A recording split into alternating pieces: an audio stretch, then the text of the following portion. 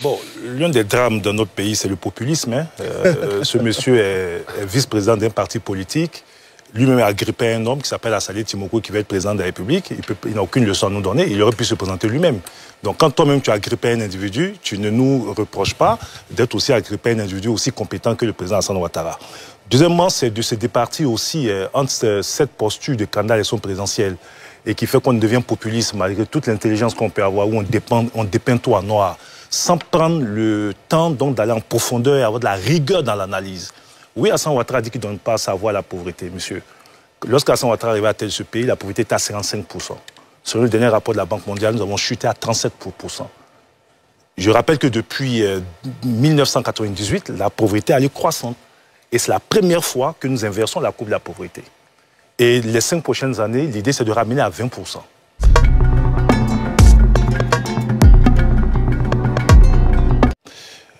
Oui, Alassane Ouattara a dit qu'il ne donne pas à savoir, il parle du carburant. Mais s'il n'était pas populiste, il aurait pu comprendre que le prix du carburant, c'est aussi une conjoncture internationale. Le prix du baril, ce n'est pas la Côte d'Ivoire qui fixe le prix du baril. Mais ce qu'Alassane Ouattara a fait, lorsque l'année passée, l'année surpassée, le coût du baril à l'international est monté et que partout dans le monde, le prix du carburant est monté, nous avons subventionné à coût de centaines de milliards, près de 600 milliards de francs CFA, pour ne pas que nos populations subissent le choc donc, de la montée du prix sur le plan international. Et pas de la lutte contre la corruption, mais lorsqu'Alassane Ouattara arrivait, la Côte d'Ivoire était classée 155e pays le plus corrompu au monde. Aujourd'hui, nous sommes 69e. C'est-à-dire que les réformes qui ont été faites, même si la corruption existe toujours, ces réformes ont permis d'améliorer notre classement et d'améliorer les mécanismes de contrôle et de sanction. Vous avez donné quelques indicateurs tout à l'heure, 1400 milliards de francs CFA par an, mais qui vous donne ces chiffres? Nous, c'est la haute autorité de la bonne gouvernance. Oui, mais la haute autorité de la bonne gouvernance est l'émanation d'Alassane Ouattara. Donc, il a créé un instrument fiable qui permet donc non seulement de mesurer le degré de corruption et donc d'évaluer l'impact, mais surtout de faire des sanctions. Ce que vous ne dites pas, c'est que la haute autorité a épinglé beaucoup de fonctionnaires, etc. Certains même sont passés devant les tribunaux, d'autres sont en prison, etc. Vous parlez d'impunité liée à l'acquis post-électoral. Je veux rappeler qu'en 2020, lorsque nous avons eu les conflits que nous avons connus et que le processus judiciaire s'est mis en œuvre, mais on n'a pas trié. Hein. Je peux vous dire que certains sont encore en prison. Je parle de la crise de 2020. Il s'est trouvé des militants de l'opposition qui sont en prison. Des militants récemment proches d'Alassane Ouattara qui sont en prison. C'est ça une justice. Donc, j'espère qu'un jour, dans 50 ans, vous arriverez aux affaires. Mais je veux dire, on peut être opposant et sans verser dans le populisme. Voilà. Je reviendrai à vous, Israël, tout à l'heure. Ne vous inquiétez pas. Oui, monsieur le ministre, allez-y. Allez-y. Alors, je voudrais simplement rappeler à M. Israël Guebo que nous sommes du RHDP, Touré l'a dit. Nous, notre candidat, c'est Alassane Ouattara. Il a droit à un mandat, nous, on le soutient pour tout le travail qu'il a fait. Vous avez parlé de bilan. Mais je ne sais pas si vous êtes dans ce pays. Vraiment, je m'étonne qu'un Ivoirien qui vit en Côte d'Ivoire, je pense que jusqu'à ce que le président Alassane Ouattara arrive au pouvoir, on avait 2 ponts dans Abidjan. Le premier pont fait sous la période coloniale, qui a été inauguré, le pont Houphouët-Boigny, qui a été inauguré en 1957. Le deuxième pont, le pont de Gaulle, a été inauguré en 1970. Et le troisième pont, le pont Henri Konan Bédié, a été inauguré en 2014. C'est-à-dire qu'on a mis 44 ans pour construire un 3e pont. Le président Alassane Ouattara a fait le 4e pont, a fait le 5e pont. Aujourd'hui, il y a la Y4. Des dizaines d'échangeurs dans la ville d'Abidjan. Mais je tiens à vous rappeler qu'avant que le président Alassane Ouattara arrive au pouvoir, l'autoroute s'arrêtait un peu avant Yamoussoukro. C'est lui qui a inauguré Senghoko-Yamoussoukro. Aujourd'hui, l'autoroute arrive au nord de Bouaké. En dehors d'Abidjan, il y a les villes secondaires. Si vous prenez dans le domaine de l'éducation, de l'indépendance jusqu'en 2011, il y avait environ 300 lycées et collèges. Aujourd'hui, nous sommes à 900 lycées et collèges. C'est-à-dire que sous le président Alassane Ouattara, on a construit en 15 ans plus de 600 lycées et collèges. Mais je tiens à vous rappeler, monsieur Guebo, si vous parlez de pauvreté, que tout a augmenté, mais vous pouvez aussi vous rappeler que le salaire des fonctionnaires a augmenté. Lorsque le président Alassane Ouattara arrivait au pouvoir, les salaires ont augmenté. Lorsque le président Alassane Ouattara arrivait au pouvoir, la masse salariale des fonctionnaires était de 900 milliards de francs CFA. Je tiens à vous rappeler que la masse salariale des fonctionnaires aujourd'hui est de plus de 2300 milliards de francs CFA. Ouais. Ça, c'est la réalité. Donc, de 900 milliards à 2300 milliards, vous ne pouvez pas dire que le pouvoir d'achat des Ivoiriens n'a pas augmenté. Lorsque le président Alassane Ouattara est arrivé au pouvoir, le SMIC était à 36 000 francs CFA. Aujourd'hui, le SMIC est à 75 000 francs CFA. Je pense que... et ça, c'est donc... allons dans d'autres secteurs. Prenez les universités. Le professeur Atu Banga est là. Quand le président Alassane Ouattara arrivait, il n'y avait que 3 universités. Bientôt, on va finir l'université de Bondoukou. On passera à 10 universités. Déjà terminé. Et vous prenez dans le domaine de la santé, c'est pareil. Donc, vraiment, je ne sais pas de quoi vous parlez. Quand vous parlez de bilan, on souhaiterait qu'on ait un jour un débat entre votre parti et le RHDP pour qu'on puisse discuter de bilan.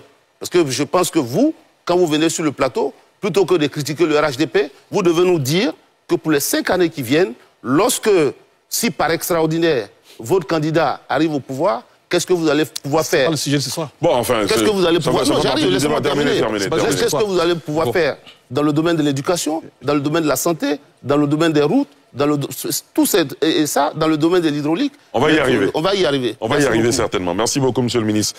Alors, avant de vous donner la parole, professeur Banga, je reviendrai à vous tout à l'heure. Israël Guébo s'est promis. Monsieur Serge Fassina, lui, il nous appelle, je ne sais plus d'où, ça fait un moment qu'il est au standard. Il a des questions sur les pré-congrès. Il estime que les pré-congrès ne sont pas statutaires. Monsieur Fassina, bonsoir. Est-ce que vous nous entendez? Oui, allô, bonsoir, monsieur Diarrassouba. Est-ce que vous pouvez parler un peu plus fort, s'il vous plaît, et allez-y pour votre question? Oui, bonsoir, monsieur Diarrassouba, je vous entends très bien. Très bien, votre question, s'il vous plaît. Bon, j'ai une question pour le ministre. C'est pour ça que vous êtes en ligne, allez-y. On nous a dit que les pré-congrès ne sont pas un organe statutaire. Mais nous nous rendons compte que c'est sur la base des décisions qui ont été prises lors des pré-congrès qu'on s'est basé pour ne pas organiser des élections pour la présidence du parti. Je voudrais avoir une explication et aussi une confirmation que les pré-congrès ne sont pas un organe statutaire. Et aussi, en même temps, faire une observation sur les différentes prises de parole de nos gouvernants qui ne rassurent pas.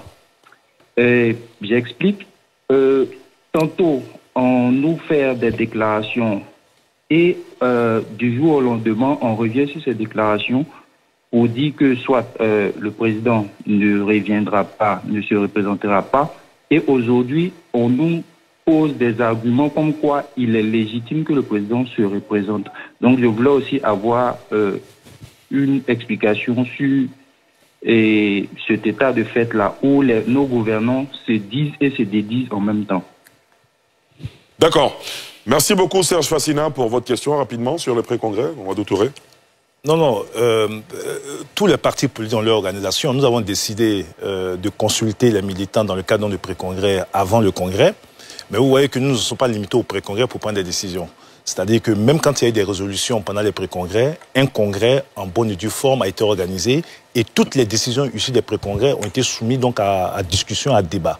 Et c'est le congrès qui a été l'instance légitime pour décider. D'ailleurs, je peux vous dire que sur les textes, par exemple, il y a eu, en dépit donc de l'adoption de certaines montures par les pré-congrès, il y a eu des modifications au cours du congrès pour dire que le congrès reste souverain.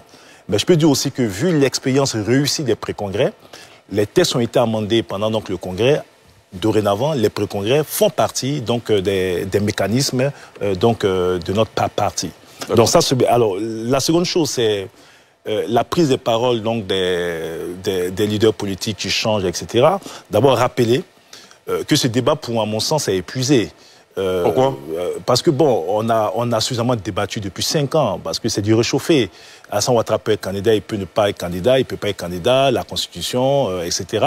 Le Conseil constitutionnel en 2020 a tranché, comme dans tous les pays démocratiques. Le Conseil constitutionnel a estimé que nous avions une nouvelle Constitution. Et d'ailleurs, dans la nouvelle Constitution, il est mentionné une nouvelle République. Et qu'à partir de ce moment, Alassane Ouattara avait le droit de faire 2 autres mandats. Là, il a son premier mandat, donc de la 3e République. M. Gbagbo essaie donc de jeter des discrédits sur les propos donc, du chef de l'État, mais il ne prenait pas les propos à moitié. Le chef de l'État, en 2020, a désigné Amadou Gon Coulibaly comme son successeur. Et nous l'avons adoubé dans le cadre donc, du parti. À partir du moment où la Constitution n'empêchait pas le président Ouattara d'être candidat, nous avons souhaité qu'il soit notre candidat. Aujourd'hui, rien juridiquement n'empêche Alassane Ouattara d'être candidat. Nous avons estimé que gérer un pays, c'est pas seulement, et je le dis partout où je passe, c'est pas seulement la valeur intrinsèque en termes de compétences, au sens de diplôme, etc. Gérer un pays, c'est la capacité d'unir, c'est la capacité de projeter le pays, et c'est la capacité de faire face aux défis, aux enjeux. Nous estimons aujourd'hui que les circonstances du moment, avec tout ce que nous avons dans la sous-région, dans notre pays, dans le monde, font que Alassane Ouattara est la personne la mieux placée. D'ailleurs, en 2020, lorsqu'il a fait son interview sur RFI, lorsqu'il a dit que bon, il ne souhaitait pas se présenter en 2020, il a ajouté, vous ne l'avez pas dit, que ça dépendra aussi des circonstances du moment. Mais cette partie, vous ne le dites pas.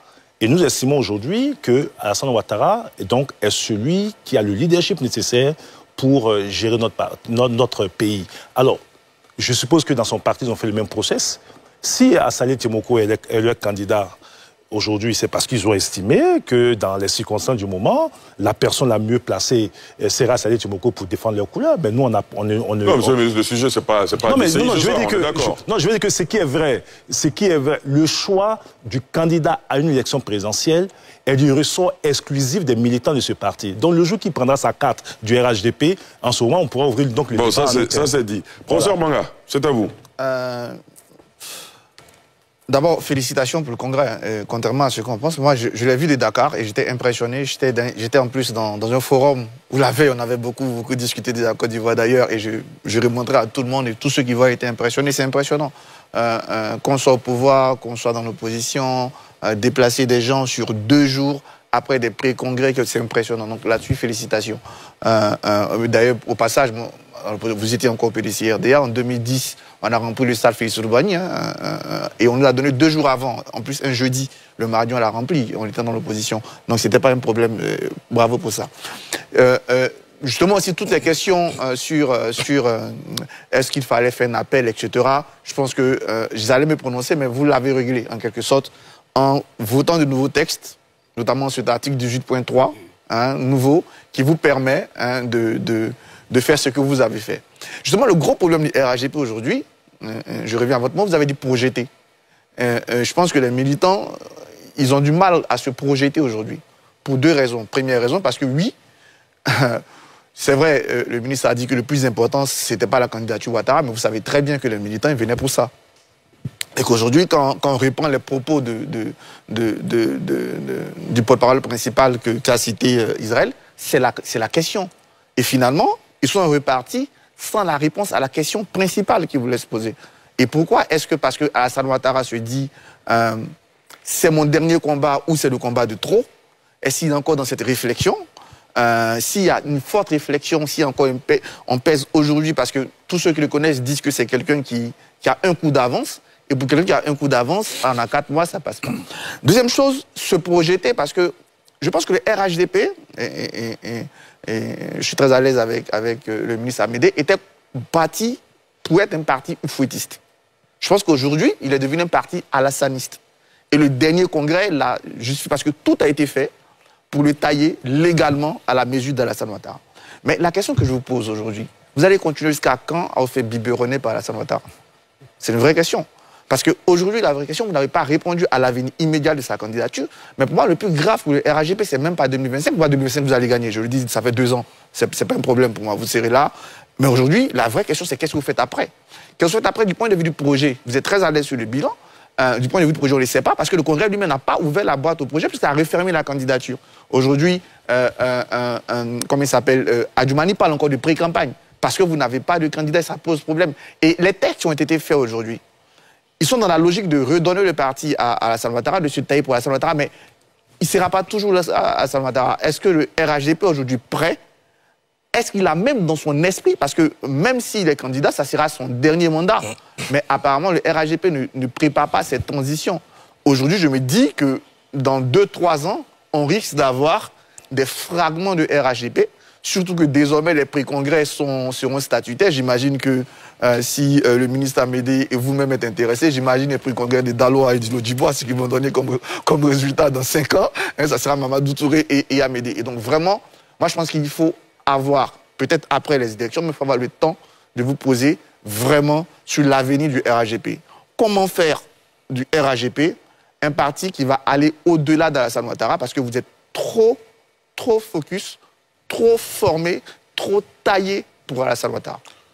Mamadou Touré, Amédée Kouakou. Non, monsieur, vous voulez Bon, commencer? Amédée Kouakou, Je vais commencer. Alors, moi, je suis très à l'aise parce que le président Alassane Ouattara, sa philosophie, c'est la philosophie d'Oufol-Boigny. Tout comme le PDCI. Le PDCI est un parti frère à nous. Hein. Ils sont des oufouettistes. Nous sommes tous des oufouettistes. Bon, alors, pour moi, dire que nous sommes alassanistes, mais Alassane Ouattara, c'est Oufol-Boigny. Donc nous, on n'a pas de sujet. Mais par contre, vous dites que nous n'avons pas de projet. On a un projet. Non, on ne le connaît pas encore. Oui, mais le projet que nous avons commencé, nous allons le continuer pour les 5 prochaines années. Alors, mais en général, j'arrive. Avant une élection présidentielle, on commence à dérouler le projet, faire rêver les populations, les militants. Je vais vous dire une chose. Allez-y. Si vous avez bien suivi le thème du congrès du RHDP, le thème a été longuement réfléchi. On a dit le RHDP pour une Côte d'Ivoire en paix, prospère et solidaire. Mais ce thème n'a pas été choisi au hasard. Parce que la chose que le président Alassane Ouattara a réussi le mieux dans l'environnement dans lequel nous sommes, c'est d'apporter la stabilité à notre pays. Lorsque vous avez la stabilité et que vous avez la paix, vous pouvez donc être prospère.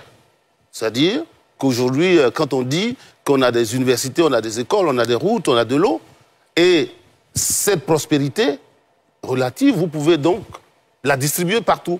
Donc, être solidaire.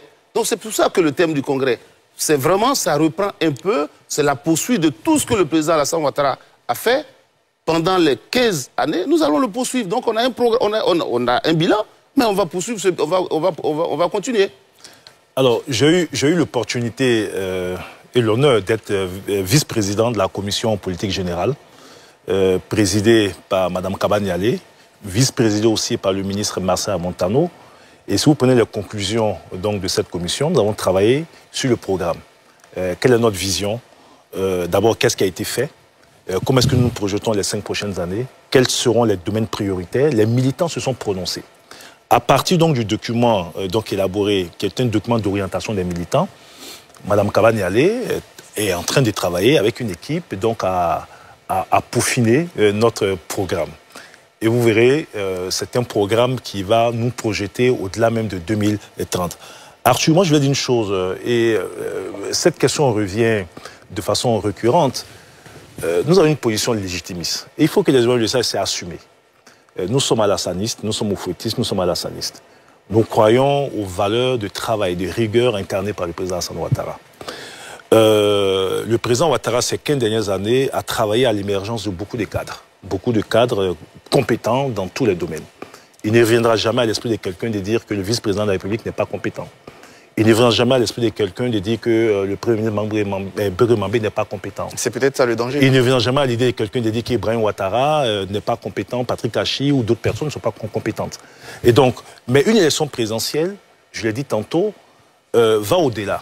Vous savez, vous qui faites un peu d'histoire, en France, il y a quelques années, à la présidentielle, les premiers qui ont opposé Alain Juppé à Nicolas Sarkozy et Fillon.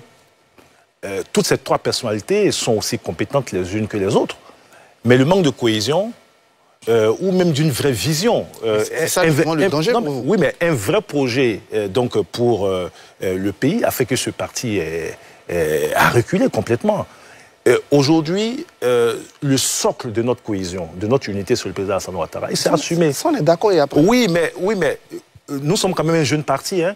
Le RHDP, certes, on était en groupement de partis politiques depuis 2005, mais le RHDP n'a que 5 ans. Mais en 5 ans, nous sommes la première force politique. Donc, laissons-nous aussi le temps de consolider cela. Et je vous jure que le leadership du président Ouattara permettra de tracer les sillons dans les années à venir. Ce qui est important aujourd'hui pour les Ivoiriens, ce n'est pas de savoir ce que nous ferons après 2030. Ce qui est important pour les Ivoiriens, c'est de savoir, au lendemain de l'élection présidentielle, quelles sont... Vous allez la gagner. Donc oui, mais on la gagne, oui, mais tout n'est pas de gagner. Certains ont gagné les élections, même dans les conditions calamiteuses, mais on sait ce qu'ils ont fait du pouvoir.